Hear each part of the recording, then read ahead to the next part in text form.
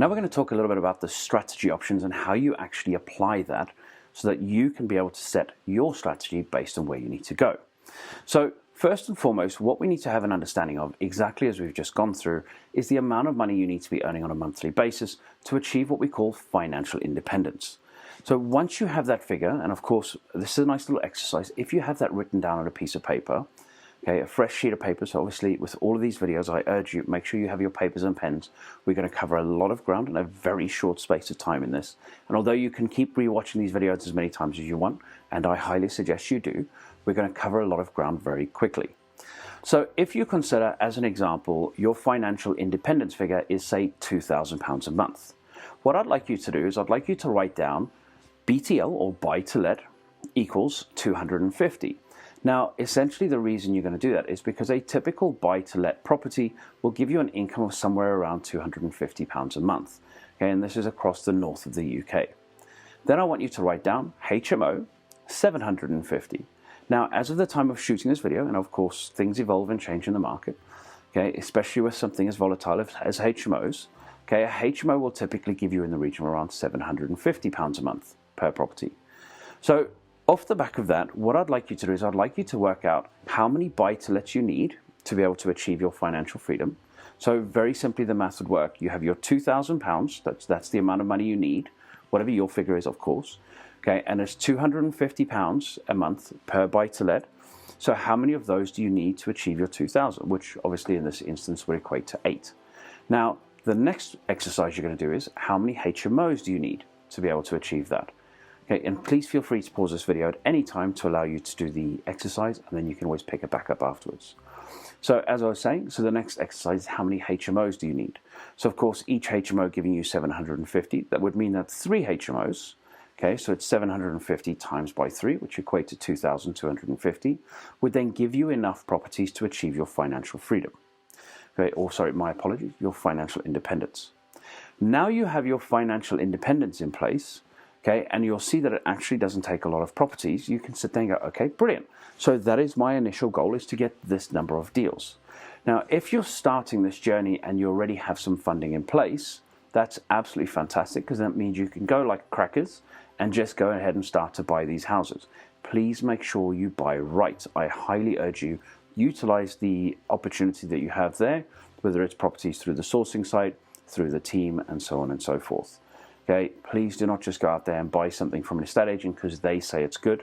It is a genuine waste of money. You're going to lose some money. Okay, so now you have an understanding of how many deals you need. Obviously, if you're starting in a position where you do not have the funds, and either you're having to raise the funds or you're going to have to create the funds through flipping or sourcing or so on and so forth, okay, we're going to take a slightly different model. So next to where you wrote buy to let 250, I'd also like you to write down 20,000. Okay, and next to where you wrote HMO 750, I'd also like you to write 45,000. Okay, the reason for this is each buy to let, so you're going to buy it, refurbish it, and refinance it, is going to cost you somewhere in the region of 20,000 post refinance in the market that was current for when we shot this video. Now, this video may be 2, 3, 4, 5 years old, so the markets may have changed. And of course, if you want a bit of an update on these figures, you're more than welcome to speak to one of the members of the team, and we will give you updated figures. Absolutely no problems whatsoever. But the concept of how this works is still the same. So let's just say to achieve your £2,000 a month cash flow, you needed to get yourself 8 buy-to-lets. Now those 8 buy-to-lets are going to cost you £20,000 each. So if you do the math on that, that will then equate to 160,000. Okay, that's how much those 8 buy-to-lets are going to cost you. Likewise, your 3 HMOs are going to cost you somewhere in the region of around 45,000 each, maybe a little more, maybe a little less, depending on the market conditions, which then costs you somewhere in the region of 135,000. So you can very quickly see that you actually need some seed capital to get involved in this. And if you do not have the seed capital, and therefore you can't just leave some money in this investment, you have to generate money either through flipping or through sourcing. These are our primary means of being able to generate an income. So what you'd have to do is you'd have to figure out how many flips or sourcing deals do you need to achieve that 160,000 that we talked about for your buy-to-lets. So as an example, flipping, and I'd urge you to write this on your sheet underneath your buy-to-let and HMO. So if you write down flipping and put down 15,000 and sourcing 3,000. Now essentially how this works is that 160,000 it was going to take you to be able to buy those buy-to-lets. What you want to find a way to do is how you can create that money. And you can either create that money through flipping, so that would equate to, if my math is correct, at £15,000 per flip to achieve your 160,000, that would equate to 11 flips. Okay, to be able to create that money to build that entire portfolio, which you add that on top of all of the buy-to-lets. So the 8 buy-to-lets that you were buying plus the 11 flips would equate to a grand total of 19 deals. Totally realistic and achievable within 2 to 3 years, of course, with the right support and systems as well. Okay. Maybe a little bit more challenging to sell the flips in time though, just as a bit of a heads up, but it's a useful option if you can buy enough at the same time. So the alternative is taking a look at sourcing. Now, of course, sourcing only gives you £3,000 a deal. So to be able to achieve your 160,000, that's going to be a very significant, probably in the region of around 40 or so deals, 40, 50 deals, which is a lot of opportunities. However, please understand that every single one of these will give you a nice lump of cash, and the idea is to be able to get moving. So if you think each buy-to-let takes 20,000, that would equate to somewhere in the region of about 6 sourcing deals. Okay, somewhere in that sort of region, 6 or 7 sourcing deals, and that would give you enough money to have your own buy-to-let. So essentially it would be 7 deals per £250 a month net income.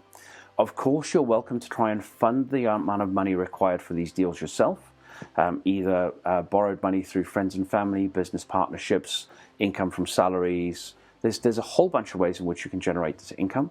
However, just understand that those are the kind of numbers that you're going to be looking at.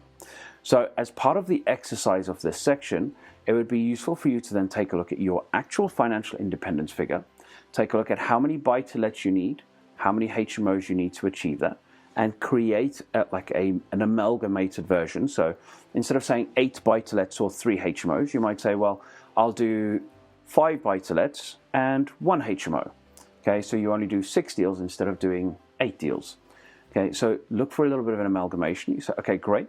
And how much is the amount of money you require for those deals? So you put that together. So 5 buy-to-lets at 20,000 a piece would equate to 100,000. 1 HMO at 45,000 would then bring it up to 145,000 total. Okay, now if it's your cash, you can then basically stop there and say, all I need to do is 6 deals. If it is not your cash and you're having to raise funds and you're having to take more of a capital strategy outlook, what you then want to do is say, okay, to achieve that 145,000, how many flips and how many sourcing deals can I do? Okay, and then if I amalgamate the two together, how many deals will that be total? And hopefully off the back of that, that can then give you a picture in terms of how many deals you need to do in the grand scheme of things to achieve your retirement for the rest of your life. Now, the important thing to understand at this point is sometimes people feel like this is a lot of work. In reality, however, if you think about what you're currently doing in your job or business, when you stop working in that job or business, what happens to the income? Okay, obviously it completely stops. Once you finish work on your portfolio, when you stop working, the money continues to come in. Okay, so when you think in terms of the amount of work that it actually takes, in terms of genuine lifetime value or lifetime income for that work, it is by far significantly less than what you would be doing in your working day. So just useful food for thought in there.